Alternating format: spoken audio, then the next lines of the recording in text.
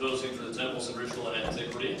I'm moderating this session. I'm Kerry Muelstein, and I also happen to be one of the co-presenters for our next one, which will be by myself and Alyssa Lewis, The Role of Violent Rituals in the Egyptian Temple.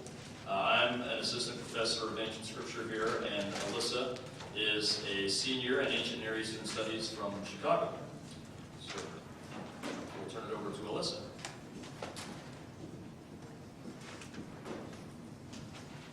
Hello, thank you all for being here.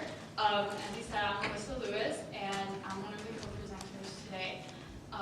As you can see, our topic is the role of violent rituals in the Egyptian temple. And as we were starting to discuss this topic and research it, Brother Muelstein and I asked ourselves the question, why have violent rituals? And we decided that it was because, or that the rituals were apotropaic in nature.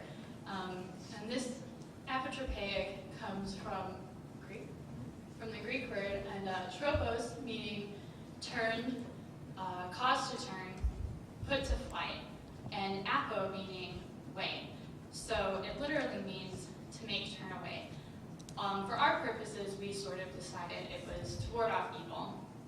So Brother Muelstein will now talk about regularly recurring rituals, and then I'll talk to you a little bit more. Thank you. What we want to do is, first of all, give a brief overview of the kinds of rituals that involve violence, typically violence with animals or inanimate objects, that happen in Egypt on a regularly recurring basis, some of them daily, some of them yearly, some of them more or less than that. And just to give a brief overview of those kinds of rituals, then we'll turn to when those might involve humans. So, of course, we have daily rituals, all sorts of daily rituals in the temple that would involve sacrifice. This is a picture of a hare that was coming to be sacrificed from the tomb of Antifi. Goats, all manner of animals and objects could be part of various daily rituals in the temple. In particular, there were execration rites. These happened on a daily basis. They happened at festivals. They happened on times of war. Execration rites are rites that are specifically designed to destroy or ward off enemies or evil forces. So, the most common form would be to smash red pots, which would have written on them the names of those that you were trying to thwart. Sometimes these would take the form of hairballs, wax figurines, papyrus. Any number of things could be used in execration rites that you would ritually destroy those objects as a way of destroying your enemies. A subset, we have several subsets of the execration rites. Different kinds of rituals that were designed to thwart or ward off evil forces, and triumph processions was one of these. After having been successful in war, the Egyptians would often return home. Usually they're traveling on boats, and you can see here, we'll talk more about this later, but here's a prisoner hung from the boat as a celebration of triumph. Not only is it a celebration of triumph, but it was designed to make their success in battle in perpetuity. They would forever have been successful against these dangerous forces. There were also astral sacrifices that could be violent, and the Egyptians were keen on observing all sorts of astral happenings, and so you can see they're concerned with what goes on with the sun and all sorts of stars and planets, and so there would be sacrifices in association with various astral activities, the coming and going of Sothis and so on. There were all sorts of festivals besides that, and many of these festivals would involve violent rituals and violent aspects. We'll return to that more later. But in particular, two that we'll look at are festivals that are held for deities, such as the one for Hemen that is celebrated in the tomb of Antifi, or royal festivals, such as this coronation festival that we see here, although these were probably in reality humans, but they are depicted as gods on the temple scene, so who were crowning the king. Those are some of the kinds of festivals. Now we turn to the question, if all of these festivals involved violence of one sort or another, and they did, when were humans, if they ever were, and we will contend that they were, when were humans the objects of that violence as opposed to animals or inanimate objects? We'll turn the time back to Alyssa. So we decided that in could be the object in some cases. Execration rituals, as Dr. Milstein mentioned, were carried out daily in temples and at festivals, and they were very archaic in nature.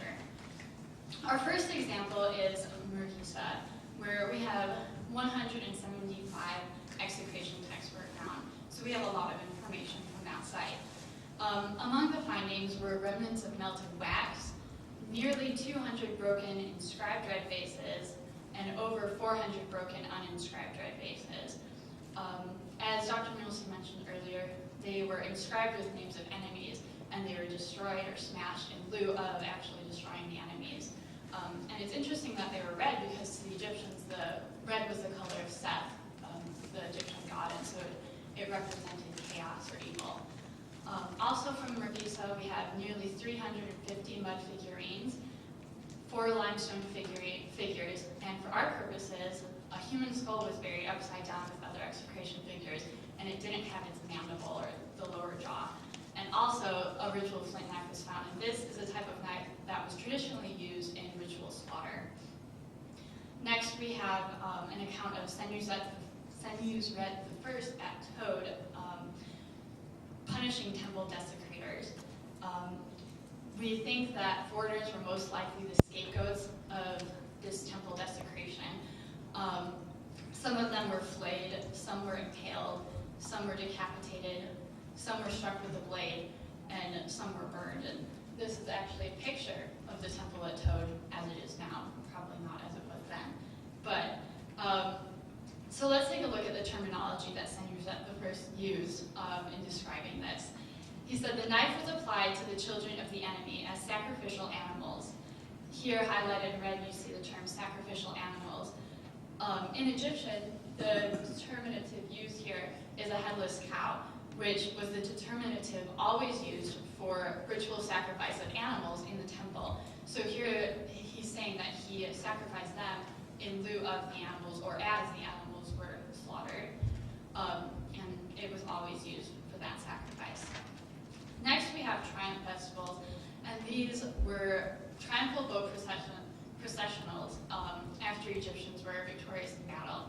And there is evidence that the prisoners were sometimes cast overboard and were sometimes hung in a cage at the prow of the boat.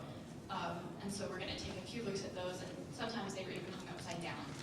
So here's a pre-dynastic depiction, and this could be sort of depicting prisoners cast into water or a live prisoner over water.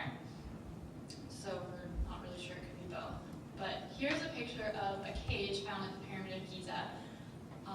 Here it is again. As you can see, it's pretty small. Prisoners wouldn't really be able to move around in it very much. It would be pretty uncomfortable for them. Also here, as you can see, circled in red, I don't know if you guys can see it, I hope you can, but there's a person in the cage. And so this is evidence that they did put people in these cages as part of their ritual triumph sessions. From Amenhotep II, we read, His Majesty returned with great joy to his father Amun. He slew the 7 princes with his mace himself. They were from the area of Toxi and had been given upside down to the prow of the king's ship by the name of Amenhotep II, who reestablishes the 2 men. So here we have a record of Amenhotep hanging the prisoner upside down. And also, another record of the same thing is from Tutmosis I, who said the Nubian was hung upside down at the prow of the bark of His Majesty.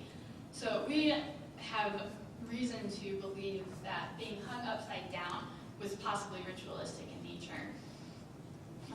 Our final example here is from Ramses III during the 5th year of the Libyan War. We have the record that says, their leaders were carried off and slain. They were cast down and were made as pinioned. And now here you see highlighted in red the phrase were made as pinioned. And this is significant because when the Egyptians talked about sacrificing birds, they used the same phrase. And this means to bind or make immovable. So here they're saying that the prisoners were made as those birds and were slaughtered. So, sorry, this is one of Milstein's part, but while there are a lot of other examples that we didn't really have time to discuss here, I think from the ones that we have shown that we can conclude safely that humans were at least occasionally used in execration rituals in Egypt. So. Thank you.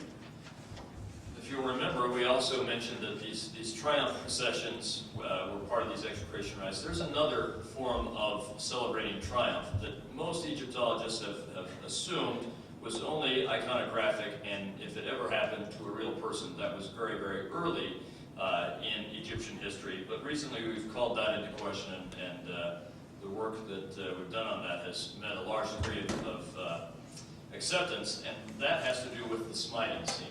This is a scene that you'll find on the bracelet, is this one, or it's prevalent on temple walls and various other places where the pharaoh is holding the head of an enemy, or sometimes many, many, many enemies, and he has either earlier it's always a mace, and eventually will sometimes be a sword, axe, or something along those lines, and he's going to kill these prisoners. Now, often these were only iconographic, but there has been a lot of evidence that indicates that sometimes they really did use humans. Some of that evidence takes the form of textual evidence, such as saying that they were struck down before something else happened to them. We even have a text from Ramses III, who had taken a prince prisoner, and when his father came to plead for his life, Ramses became enraged, and it says he came down on their heads like granite, and they died. That sounds a lot like a mace or something like that coming on their head. It sounds to me like a description of a smiting scene. But perhaps the most convincing evidence comes from a collection of stelae compiled by Schulman. You can see the stela here. It's hard to make it out, so we'll put the line drawing up instead. That's a little bit easier to see. What you can see here, this is a commemorative stela, commemorating one of the most important events in the person's life. This is the owner of the stela. This is a depiction of the temple, and you see within the temple, the pharaoh, he's holding the hair of the prisoner, a typical smiting scene, before a statue of the god Ptah. And apparently, what this seems to be indicating is that this person, this owner, was allowed, for whatever reason, as a reward or some other reason, was allowed to be present to witness a ritual smiting in the temple. And this was such an impressive event for him that he commemorated it for eternity. But it gives us the idea that there were times when the pharaoh really would come to the statue of a god. That's what we see in the text and on the walls all the time, but people have assumed they didn't really do that. I'm not sure how we come to that. Well, there are some problems. It's sure that sometimes these smiting scenes weren't representing a real event, but it seems that sometimes they really were. This is one of those. He collected a number of stelae. Let me just show you one other, where again you see a person showing his reverence to the pharaoh, and the pharaoh has someone here, and this is again a stela that commemorates this in the person's life. And so it seems fairly sure that many of not all, but many of the smiting scenes represented a real event where they really did kill a person in the temple in some kind of ritual. Again, it's not as important for us to be able to distinguish which ones were real and which ones were only iconographic, as it is to understand that some were real, that these violent rituals could be taken out on humans. Also, astral rituals, which we've mentioned before. You see here the famous zodiac in the ceiling of the Dendera temple, which commemorates how important astral events were to them. And also from Dendera, you see the pharaoh followed in a bark by a cow who is representing the star Sophis. That one is particularly important for us because we're going to talk about a text from Prince Osorkon. Osorkon was a prince who had been set to take care of. He was the general of the armies and was also asked to be in control over southern Egypt, including and most especially Thebes. The Thebans, because he and his father were Libyan, the Egyptian Thebans were not so excited about this and decided they would not accept his rule. They rebelled against him. Thus, Osorkon engaged in a long, drawn-out war with them, and in the end, he was able to defeat them, and the leaders of the rebellion were corralled in the temple in Karnak. And he was able to actually get them. They all fled to a particular building. We think we know which building because he mentions burning the building down, and we found a building that was burned down during that time period in the temple of Karnak. In any case, he gets them all in this particular building. He's not very happy with them, and so this is what he says. They were brought to him immediately like a bunch of pinioned ones, and we've already heard that reference. This is a phrase that that has to do with sacrifice. Then he struck them down for him, causing them to be carried like goats on the night of the feast of the evening sacrifice. So this is a daily sacrifice, an evening sacrifice. And in this case, the rebels became typically we think of the animals being substitutes for humans. In this case, the humans became substitutes for the animals, which were substitutes for humans. So it's an interesting circle. But in any case, we have them being part of the daily sacrifice. And then he says, like braziers at the going forth of Sothis. This is a burnt offering that was done as Sothis rises again. And so these humans were also used in that ritual. It seems fairly clear that that's what he's saying. It's hard to argue against that. Every man was burned with fire at the place of his crime. So there they seem to have been burned as part of these sacrifices. Interestingly, we also have this phrase, then he struck them down for him. And it has the knife determinative, which you can see here, meaning some kind of a blade was used in striking them down. I would argue that that's also evidence for smiting. Most likely, they weren't thrown on the braziers to be burned alive, or at least not fully well and alive, or they would try to get off. Instead, they seem to have been struck, I would guess, in a ritual smiting, and then sacrificed on the braziers like an animal would be in the evening sacrifice or at the going forth of Sothis. So we have some fairly strong evidence here that humans were used in all of these kinds of occasions. Let's also look at festivals. The going forth of Sothis was probably a festival, and by the end of Egyptian history, they had so many festivals that somewhere in Egypt, if we look at all the festivals we know of, probably about every other day, somewhere in Egypt, there was a serious religious festival going on, which is nice to be a festive people. One festival in particular we'll look at is the Koyak festival. This was a festival that celebrated the resurrection of Osiris, really. After he had been killed by his brother, his sisters are able to bring him back to life, and this celebrates fertility of all kinds, and so usually they would plant seeds and water them, hoping that the grain would grow, and it would be a wonderful festival. Thanks to my colleague here, John Gee, he has noticed that the Koyak festival, on a certain day, in the text that we have about the Koyak festival from Karnak, it says that the great rite of execration was to be performed, which is very interesting. If we couple that, the other place that we learn a tremendous amount about the Koyak festival is from some scenes in the Dendera chapel, which interestingly parallel facsimile 1 in the Book of Abraham. Those scenes are about the Koyak festival, and yet the text of those scenes often talk about, especially on the same day, the same day of the Koyak festival, which was, if I remember correctly, a 21-day festival. The day when you wrapped the corn mummy of Osiris was the same day, according to the Dendera text, was the same day that in the Abydos text was the execration rite was performed. And if we look at the scenes in the Dendera chapel when they wrapped the mummy of Osiris, there are a number of texts that say that enemies will be slaughtered, that they will be burned, carried to the slaughterhouse. Anyone who comes to endanger Osiris will be hacked up. And there's even the god Sheshmu present, who's the god of human sacrifice. And so it seems fairly clear that there were times that the execration rite was part of the Koyak festival, and that there were times that this could have been humans. Dr. Gee has been doing some work on that recently.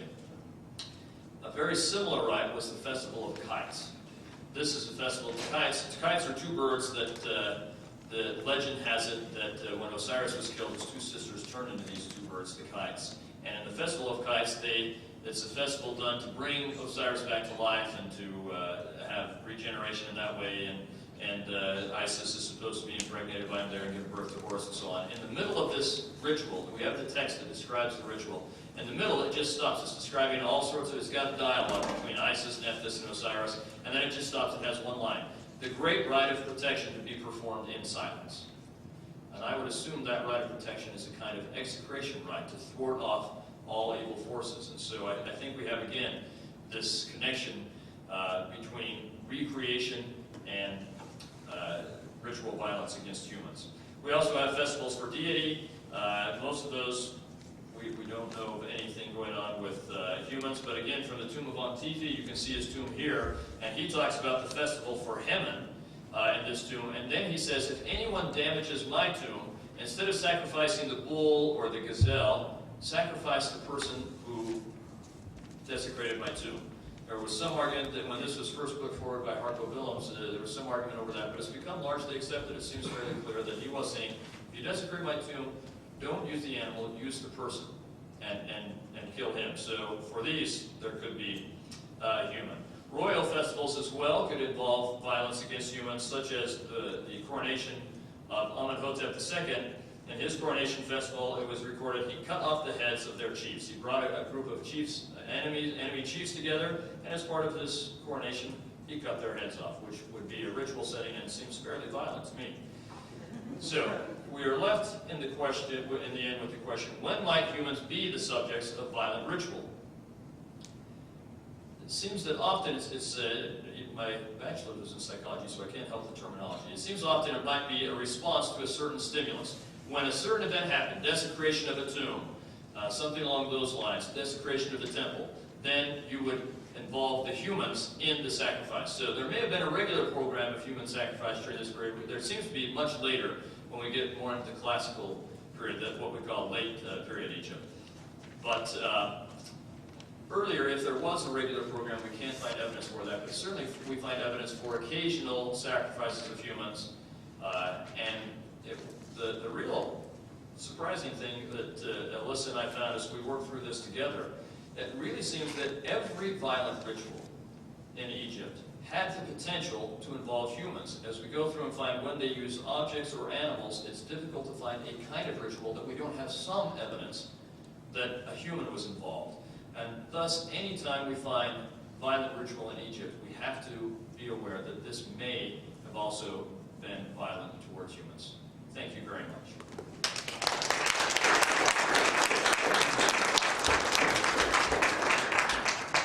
We have just a few minutes for questions. Alyssa's been very excited for your questions. So, yes?